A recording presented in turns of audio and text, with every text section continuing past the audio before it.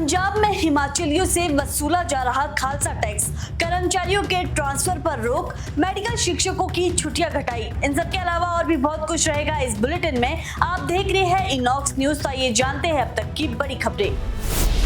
हिमाचल प्रदेश के entry tax को लेकर विवाद अब और गहरा हो गया है। पंजाब में निहंग संगठन ने विरोध के तौर पर हिमाचल नंबर की गाड़ियों से कथित खालसा टैक्स वसूलना शुरू कर दिया है। हालांकि पहले 100 से 500 रुपए तक वसूले जाने की बात कही गई थी, लेकिन मौके पर लोगों से उनकी इच्छा अनुसार राशि ली जा रही है। संगठन का कहना है कि कदम हिमाचल के एंट्री टैक्स के विरोध में उठाया गया है और वसूली गई राशि का उपयोग जन कल्याण कार्यों में किया जाएगा।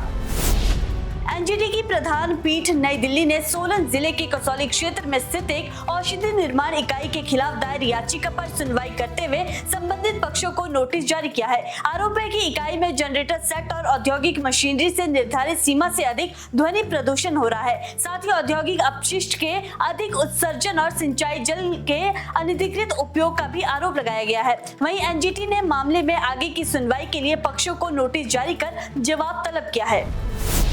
हिमाचल प्रदेश में चिट्टा मामलों में फंसे शिक्षा विभाग के 10 कर्मचारियों पर बड़ी कार्रवाई की तैयारी शुरू हो गई है। सरकार ने इन कर्मचारियों की सेवा समाप्ति की प्रक्रिया आरंभ कर दी है। हालांकि अंतिम निर्णय से पहले सभी मामलों की विस्तृत समीक्षा और कानूनी प्रशिक्षण के निर्देश दिए गए हैं। सरकार ने स्पष्ट किया है कि नशे के कारोबार और चिट्टा मामलों को लेकर जीरो टॉलरेंस नीति अपनाई जा रही है। वहीं सरकार का कहना है कि सार्वजनिक सेवा में कार्यरत किसी भी कर्मचारी की नशे से जुड़ी गतिविधियों में संलिप्तता किसी भी सूरत में बर्दाश्त नहीं की जाएगी। हिमाचल प्रदेश हाईकोर्ट की खंडपीठ ने एक महत्वपूर्ण फैसले में स्पष्ट किया है कि दूसरे राज्य से विवाह कर हिमाचल में बसने वाली ओबीसी और एससी वर्ग की महिलाएं राज्य में आरक्षण का लाभ नहीं ले सकेगी। मुख्य न्यायाधीश की खंडपीठ ने सुप्रीम कोर्ट के पूर्व फैसलों का हवाला देते हुए कहा कि विवाह के बाद व्यक्ति जिस राज्य में स्थायी रूप से स्थानांतरित होता है, वहाँ उसे आरक्षण का लाभ नहीं दिया जा सकता। वहीं कोर्ट ने एकल पीठ के पहले के फैसलों को बरकरार रखते हुए 3 अपीलें खारिज कर दी है। इन मामलों में महिलाओं ने हिमाचल में आरक्षण का दावा किया था, जिसे राज्य सरकार ने भी अस्वीकार कर दिया है।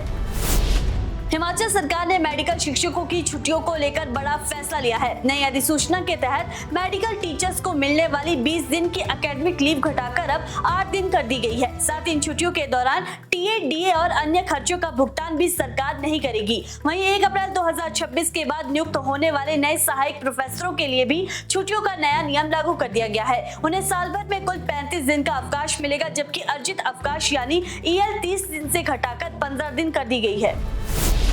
4 नगर निगमों सोलन, पालमपुर, मंडी और धर्मशाला में मेयर पद को लेकर आरक्षण रोस्टर पर राज्य सरकार ने बड़ा फैसला लिया है। शहरी विकास विभाग ने अधिसूचना जारी करते हुए स्पष्ट किया है कि इन सभी नगर निगमों में महापौर पद आगामी 5 वर्षों के लिए अनारक्षित रहेगा। इससे पहले आरक्षण रोस्टर को लेकर स्थिति स्पष्ट नहीं थी, जिसके चलते राजनीतिक दलों और निर्वाचित पार्षदों में असमंजस की स्थिति बनी हुई थी। अब अधिसूचना जारी होने के बाद मेयर पद की दौड़ पूरी तरह खुली मानी जा रही है।